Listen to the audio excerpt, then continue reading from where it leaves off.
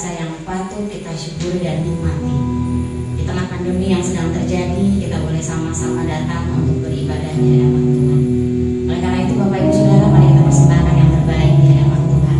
Kita persembahkan yang terbaik untuk kemuliaan Tuhan sebagai wujud rasa syukur kita di hadapan Tuhan. Haleluya. Kita mau mulai ibadah kita pagi hari ini. Saya mau mengajak Bapak Ibu bersaat teduh sejenak. Kita mau menyiapkan hati, tubuh, jiwa dan roh kita untuk kemuliaan Tuhan, untuk memberikan yang terbaik untuk Tuhan.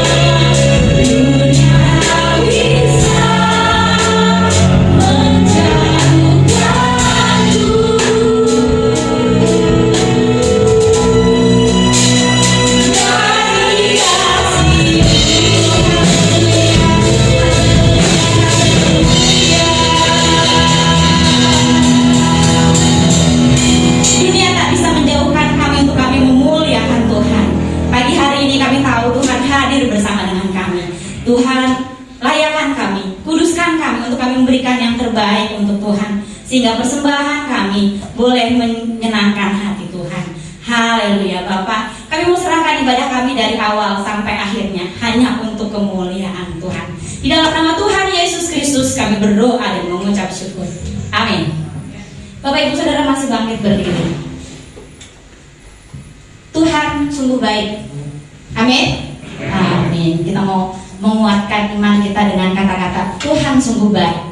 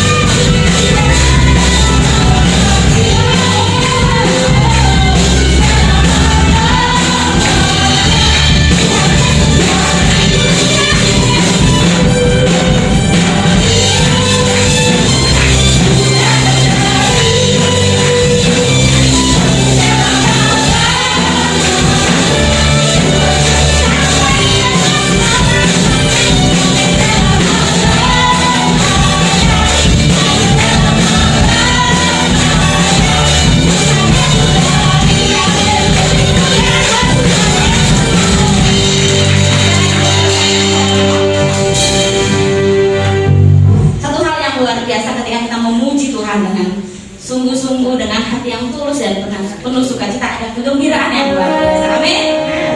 Kita akan mempersiapkan diri untuk kita mendengarkan kebenaran firman Tuhan, untuk menjadikan kita orang-orang yang semakin benar, semakin taat hingga Tuhan datang menjemput kita. Kita mempersiapkan diri kita, Bapak Ibu. Kita mau taat, kita mau tunduk, kita mau menjalankan firman Tuhan. Dan sebentar lagi akan ditaburkan oleh hambanya, sehingga semakin hari kita boleh semakin bijaksana di hadapan Tuhan. Haleluya, Yesus Tuhan.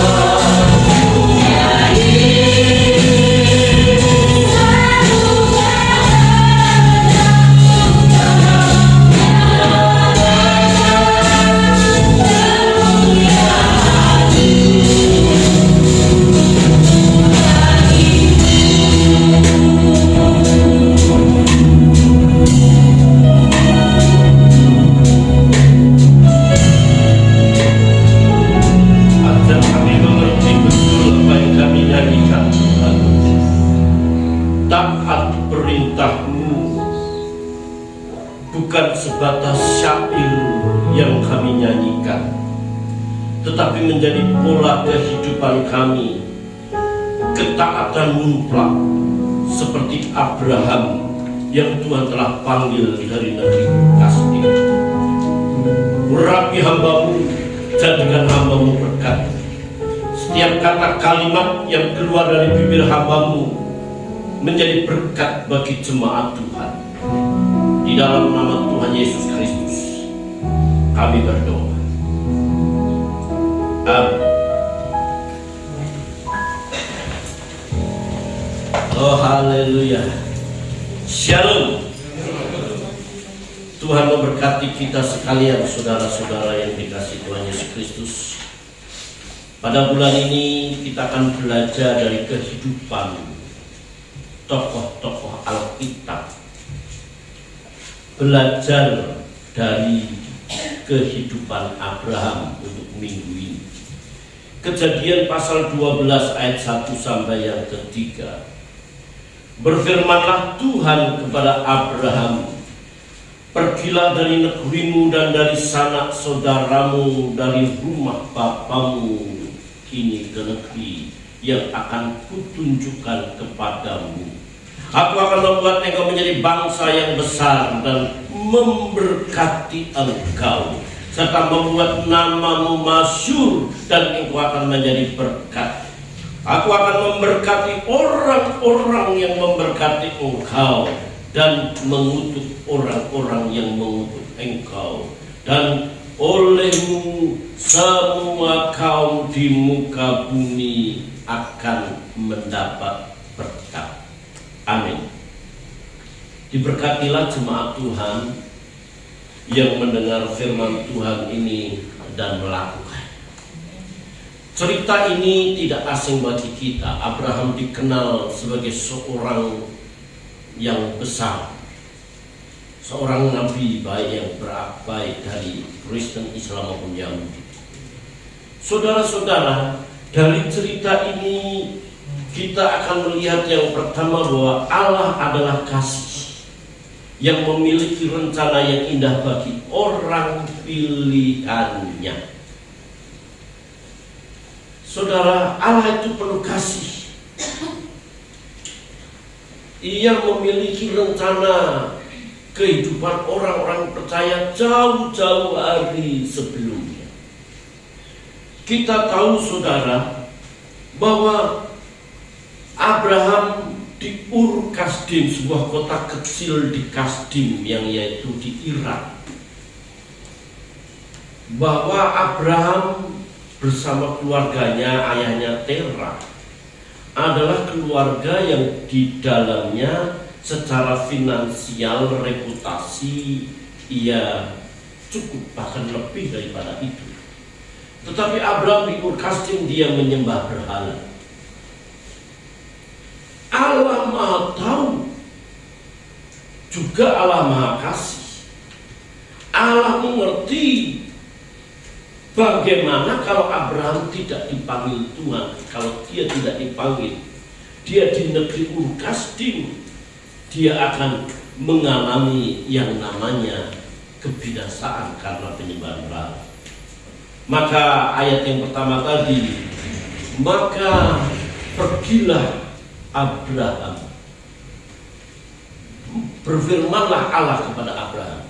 Kata berfirmanlah Allah kepada Abraham itu berarti inisiatif, ide, prakarsa dari Allah. Allah yang mendahului memanggil Abraham, karena Allah mengerti nasib Abraham kalau ia tidak keluar dari Ur Kasdim, ada dalam kebinasaan.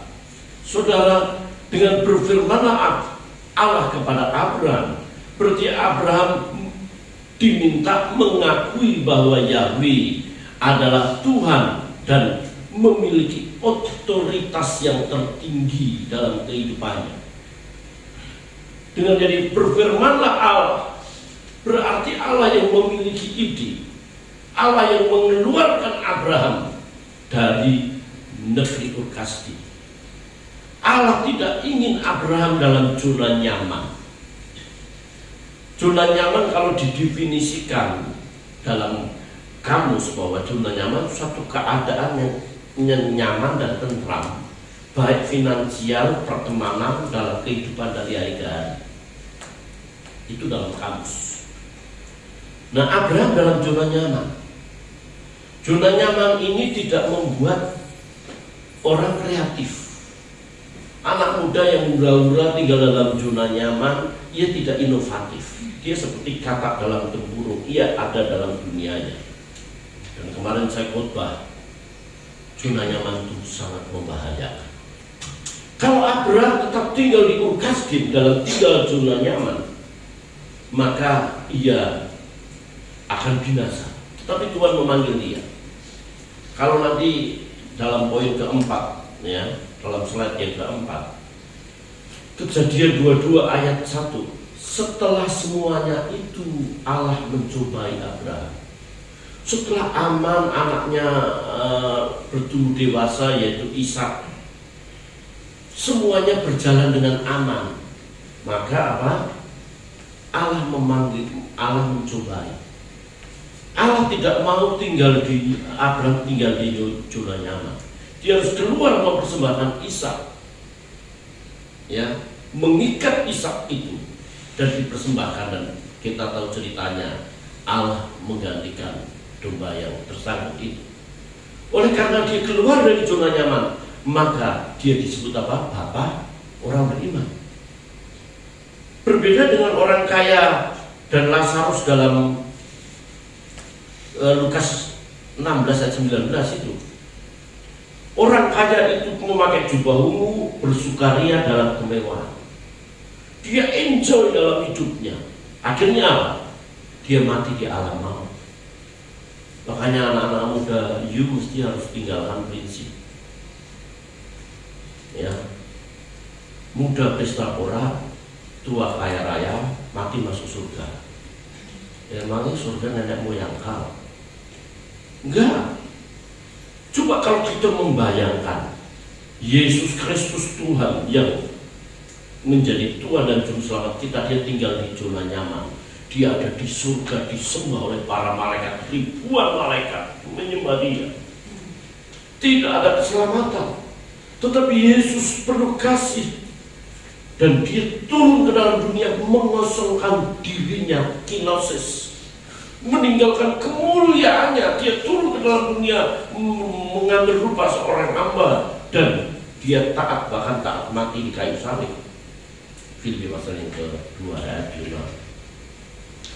Karena Tuhan Yesus tidak tinggal di zona nyaman, dia turun ke dalam dunia, maka semua lutut bertekuk lutut, semua telinga mengaku bahwa Yesus Tuhan, di atas Tuhan, Raja di atas segala raja.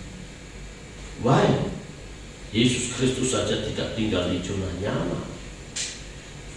Jadi kalau saat ini kita ada tidak dalam zona nyaman, ada banyak kesulitan dan masalah, apalagi masa-masa pandemi seperti sekarang ini. Saudara yang kerja aja masih mengalami kegoncangan. Bagaimana orang-orang yang belum bekerja? Pasti banyak tantangan. Saudara, Abraham dikeluarkan dari tanah Ur Kasdim karena Allah mau melihat jauh hari sesudah. Dan saya sendiri pribadi, saya terlalu yakin. Saya ditempatkan di Blok D727 Papanas ini karena Tuhan percayakan saya mengembalakan. Saudara-saudara yang dikasih Tuhan Yesus Kristus, dalam poin ini saudara yang dikasih Tuhan, bahwa Abraham menjadi seorang musafir. Abraham dikeluarkan untuk menjadi perantau menuju satu tempat, yaitu tanah perjanjian, itu tanah Kanaan ini. Bukankah Petrus pernah mengatakan kepada kita, kita ini hanya menumpang sebagai perantau-perantau. Kita nanti kalau dibongkar, kata Paulus, tidak ada orang yang berkemah itu selama-lamanya berkemah. Kita ini adalah perjalanan panjang dalam dunia ini. entah 60, entah 70, entah 80 atau lebih dari itu, kita tidak mengerti. Kalau kuota kehidupan kita habis, timer kita, waktu kita habis, tidak ada yang bisa menghentikannya. Mari kita menyadari dari panggilan Abraham ini, kita adalah sebagai perantau-perantau dalam dunia ini, di mana ada suatu tujuan yang pasti yang kita raih, yaitu kerajaan Allah. Langit baru dan bumi baru itu satu perkara, satu tujuan. Tujuan itu yang menggerakkan seluruh hidup ini. Anak-anak muda dengar baik-baik, you mesti harus ingat, 5, 10 tahun, 20 tahun yang akan datang, orang tuamu belum tentu masih hidup. Kalau kuliah harus sungguh-sungguh, kalau sekolah harus serius. Dan ini berkali-kali saya sampaikan, baik jemaat maupun anak-anak, tujuan harus pasti. Ada visi yang mesti harus ditempuh, ada misi yang mesti harus dikerjakan, ada bola yang mesti harus kita dimasukkan ke gol, dan mesti harus dikirim sedemikian rupa. Saudara, kita ini seorang musafir. Anak-anak muda dengan baik-baik, tujuan harus pasti. Tujuan itu yang menggerakkan seluruh pikiran hati kita untuk menuju satu arah yang tepat itu.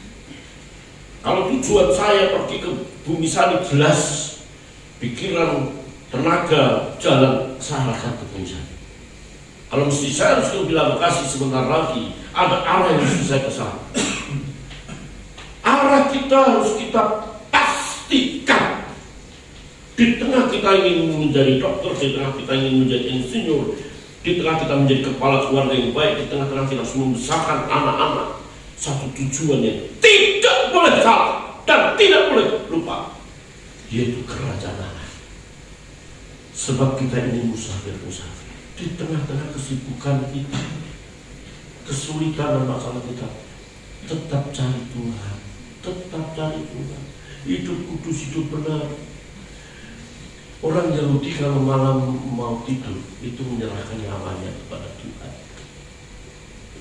Dia berdoa, saya serahkan nyawaku kepada Tuhan. Besok pagi Tuhan kembalikan. Kalau kita bangun pagi, nyawa kita tidak dikembalikan Tuhan, kita mau bicara apa? Kita mau protes apa? Kita ini perantau, saudara yang dikasih Tuhan. Seperti HP ini ada kuotanya. Yang satu kali kuota habis, yang saya kadang-kadang lupa kalau kuota Anda habis. Ya. Jaringan tidak ada jaringan. Oh iya, kuota habis. Saudara-saudara, itu yang pertama. Bahwa Abraham dipanggil Allah karena Allah mengasihi. Jadi kalau saudara ditempatkan di Bapanas, ditempatkan di bumi Sami, ditempatkan di manapun juga, saudara sebenarnya sungguh dipercaya Allah untuk melayani di tempat ini. Bukan hanya sebatas menjadi jemaat, kalau menjadi jemaat dimanapun juga bisa. Tapi ditempatkan di rumah kita saat ini, di situ ada rencana Allah yang indah. Saudara-saudara yang dikasih Tuhan Yesus Kristus, Abraham mentaati panggilan Allah tanpa mempertanyakan nasib kehidupannya kemudian hari. Abraham mempercayai Tuhan Yahweh sebagai Allah yang telah memanggil, berarti Allah yang menyertai dan memberkati. Secara finansial dia cukup, tetapi setelah berfirman Allah, pergilah dari sana saudaramu ke negeri tempat yang akan kutunjukkan kepadamu. Dia tidak bertanya, Tuhan nanti hidup saya bagaimana Tuhan. Ini mengikut Tuhan mestinya kita tidak perlu menghitung untung dan rugi. Saya katakan kepada hamba-hamba Tuhan, pelayan-pelayan Tuhan yang masih muda, yang mau ingin menjadi pendeta pelayan Tuhan, jangan melayani mencari hidup. Jangan melayani hanya berpikir memikirkan perpuluhannya berapa, saya bisa hidup bagaimana. Memang hamba Tuhan mesti harus hidup dari jemaat. Itu Alkitab, ya. Itu kebenaran firman Tuhan, ya. Jangan memberangus lembu yang sedang mengirik, kata Alkitab. Artinya dia bekerja, kita tutup mulutnya. Kalau itu jemaat yang menelantarkan hamba Tuhan. Saya katakan kalau mau melayani jangan mencari hidup, tetapi memberi kehidupan. Dipastikan hidup, saudara. Ya, dipastikan hidup. Jemaat mesti harus bertanggung jawab hidup pendeta atau gembala. Tapi saya katakan jangan mencari hidup di gereja. Jangan mencari untung atau tidak. Dan berapa orang yang mau melayani di sini dalam tanda kutip, dia harus tanya ini, tanya itu, tanya ini. Stop, tidak usah melayani. Jemaat GBI Papan Mas sudah tidak level jemaat, tetapi level hamba-hamba Tuhan. Makanya GBI Papan Mas tidak pernah memanggil orang untuk melayani. Saudara, Abraham mempercayai Tuhan Yahweh sebagai Allah yang memanggil. Kalau Allah memanggil saya dan saudara, dipastikan Allah memelihara, Allah mencukupi. Tidak perlu cari untung atau tidak. Kalau saya memberi 1 juta, 2 juta, 500.000, nanti saya kurang, saudara. Kalau saudara kurang memberi untuk gereja, berkat saya buat saudara. Saya berdoa Tuhan berkati hamba-Mu, pelayan-pelayan Tuhan. Makanya saat saya disodorkan Natal dulu 18 sampai 19 juta, belum diputuskan di rapat. Saya percaya itu kecil bagi jemaat yang mau memberi. Dan dari tahun 81 saya melayani Tuhan. Kesaksian orang-orang yang berkorban bagi Tuhan tidak pernah miskin, malah dia diberkati Tuhan. Bulan depan kita genap 30 tahun, ya, 30 tahun, dan kita bersyukur. Melayani tidak mencari untung, tidak mencari keuntungan, menghitung untung dan rugi. Abraham tidak pusing dengan kehidupannya, karena Allah memelihara kata aku Theo follower, pengikut Yesus. Mengikut dari belakang artinya menyerahkan hidupnya sepenuhnya. Kalau sekarang kan beda sama pada waktu itu, di mana guru berada di situ muridnya, mati hidupnya itu ada pada gurunya. Nah, mestinya kita juga begitu. Mestinya kita ikut Tuhan, ya.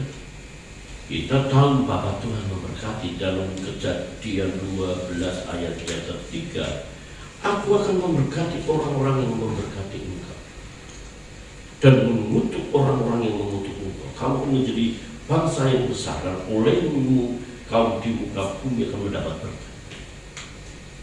Dan saya percaya orang-orang yang melayani, orang-orang yang memberi hamba Tuhan, dia diberkati. Makanya kalau saya ke rumah jemaat, ya, dikatakan secangkir air putih aja tidak kehilangan upahnya. Apalagi disediakan yang lain. Bukan berarti kita dalam ini dicapai pada Tuhan punya konotasi yang menyimpangkan. Saudara akan diberkati kalau saudara memikirkan, memperhatikan hamba Tuhan. Kadang-kadang saya bersama nyonya makan gitu, saudara berdua. Saya ingat jemaat makan gak ya? Mah dia tidak kerja, makan gak dia ya? Tapi bukan hanya sebatas itu, mesti harus ada aksi, ada perhatian satu juga. Kalau dia memberkati hamba Tuhan, pastikan Alkitab memberkati. Alkitab mengarahkan aku kalau dia berkati. Saudara bersyukur, ya, saya masih kerja. Saya kerja masih usaha. Satu kali kan gembala saudara, pelayan saudara tidak bekerja, saya berharap mereka tidak kelamar. Saudara akan memberkati dia, dan saya bersyukur saudara gereja ini bisa seperti ini megah, ya. Ya, ketua berubah gereja Pak Sakoto megah. Kita kebaktian di sana satu kali untuk fellowship. Saya bilang jangan dulu, saya bicara dulu sama staf. Ya, kita mau diminta kurang gereja kita megah. Ini karena jemaat yang mengambil, memberi, jemaat yang memperhatikan untuk pelayanan. Saudara-saudara yang dikasih Tuhan, mari saya mau mengajak jemaat untuk mengasihi orang-orang dalam Galatia 6 ayat 6 itu, mengasihi orang-orang yang telah memberitakan firman Tuhan. Untuk itu saudara jangan berpikir berkorban buat Tuhan itu akan mengalami kekurangan. Saudara, Abraham menanti janji Tuhan. Ya, saya mau cepat saja. Ya, setia itu sama dengan taat. Saat umurnya sudah 90, dia ingin mendapatkan seorang anak dan kemudian dengan Hagar. Ini kalau menurut saya bukan sebuah kesalahan, tetapi ia menginginkan sesuatu. Ketika Hagar berkata, Sarah berkata, kawinilah, ambillah Hagar. Ya, pembantu itu. Saya baca di Alkitab. Maka Abraham mengambil. Dia tidak bertanya Tuhan. Sekalipun Hagar ketika diusir dari Sarai, ketemu di padang gurun, disuruh kembali sama malaikat, itu baru dijanjikan menjadi hamba yang besar. Memang pada zaman Hammurabi itu, dia hidup pada zaman Nimrod, ya. Hammurabi baru ada satu aturan bahwa seorang istri yang tidak bisa melahirkan, dia harus mencari perempuan lain untuk suaminya supaya bisa memperanakkan anak-anak untuk istrinya itu. Itu adat istiadat. Nah, ini mestinya saudara, Abraham lebih mengutamakan perintah Tuhan bahwa istrimu suatu kali akan mengandung. Mesti harus pegang janji itu. Tetapi Abraham lebih mengutamakan adatnya daripada firman Tuhan. Kita memang harus beradat. Adat dalam kehidupan kita, satu suku, satu sama lain itu jelas pasti punya. Bukan berarti setelah kita percaya kepada Yesus terus kita menolak adat. Saya mengatakan kepada jemaah, jadilah orang yang beradat. Tetapi adat yang bagaimana yang mesti harus kita taat. Selama adat itu tidak melanggar firman Tuhan, kita taati. Ya, kalau orang Batak harus tunduk pada udak-udak, apa namanya, udak-udak ya. Sepatu aja boleh compotin Pak itu Pak. Silakan. Ya itu harus taat itu. Taat itu. Kumpul, ya, apa itu pas tahun sebagai silaturahmi, oke aja. Tapi jangan tidak kebaktian gara-gara pas tahun tiap minggu. Adat yang melanggar firman Tuhan itu yang mesti harus tidak kita lakukan. Waduh, saya harus punya laki-laki Pak. Kalau tidak punya laki-laki harus kawin laki Pak. Itu nggak bisa monogami. Itu ada saudara. Kita terus tetap setia mentaati akan janji-janji Tuhan ini. Saudara yang dikasih Tuhan, Abraham menang atas pencobaan. Ya. Abraham menang atas setiap pencobaan ini. Saat dia harus mencobai mempersembahkan Ishak, dia persembahkan ketaatan. Nah, hidup ini kan pasti banyak pencobaan. Saya katakan di sini saudara bahwa kita harus menang atas pencobaan, sebab kehidupan ini perlu pembuktian. Setia, tunduk. Oleh sebab itu harus adanya evaluasi atau tes. Untuk anak pintar dan tidak itu kan perlu tes. Demikian juga dalam hidup ini. Untuk kita setia, untuk kita taat, untuk iman kita murni, itu perlu dites. Kalau Yesus saja diuji, Abraham diuji, Ayub diuji, itu siapa kita? Jadi saat kita kurang, kita banyak masalah, banyak kesulitan, itu tes, itu ujian. Kita tidak perlu terhanyut oleh perasaan yang membuat kita itu menyalahkan Tuhan. Untuk itu kita harus belajar seperti Abraham. Abraham mengerti Allah yang penuh kasih dan maha tahu itu membiarkan ia keluar dari negeri Ur-Kasdim. Dia keluar dari negeri Ur-Kasdim. Dia tidak bertanya nanti nasib saya bagaimana. Dia tahu Allah itu memelihara. Saudara, Allah yang disembah oleh Abraham juga Allah kita, di mana Allah itu menjanjikan orang-orang yang memberkati kita akan diberkati, orang-orang yang mengutuk kita akan dikutuk oleh Tuhan. Jangan biarkan kita tinggal dalam zona nyaman. Saat kita buat tidak ada masalah, saat hidup kita tenang-tenang, mari kita bernyanyi. Ujilah aku Tuhan, cobalah aku Tuhan, supaya kita tidak tinggal di zona nyaman. Kalau Allah memanggil Abraham, Allah juga memanggil kita sebagai musafir, sebagai perantau di dunia ini. Hidup kita suatu kali akan berhenti dalam satu titik kematian dan akan mengadakan sebuah perjalanan panjang. Oleh sebab itu mari kita harus tetap menang atas setiap kesulitan dan masalah. Kita tetap taat dan tunduk kepada kebenaran firman Tuhan. Amin. Kita tundukkan doa. Bapa, terpujilah nama-Mu. Bagi jemaat Tuhan yang satu memiliki pergumulan yang hamba tidak tahu, hari ini doanya didengar Tuhan. Bapa, terima kasih. Terpujilah nama Tuhan. Hari ini kami bersyukur kalau kami boleh melihat Bapak dulu kembali dan hadir beribadah di tempat ini. Kami tahu karena tangan Tuhan memberikan pemulihan yang telah nyata. Dan bagi jemaat Tuhan yang saat ini masih isolasi mandiri juga Tuhan akan lawan dan bantuan. Agar pada minggu-minggu yang akan datang boleh hadir. Kami percaya kami sudah diberkati Tuhan. Kami boleh menjadi berkat bagi orang-orang di sekeliling kami. Berkati negeri ini dengan keamanan dan ketenteraman. Pemerintah dari daerah sampai pemerintah pusat,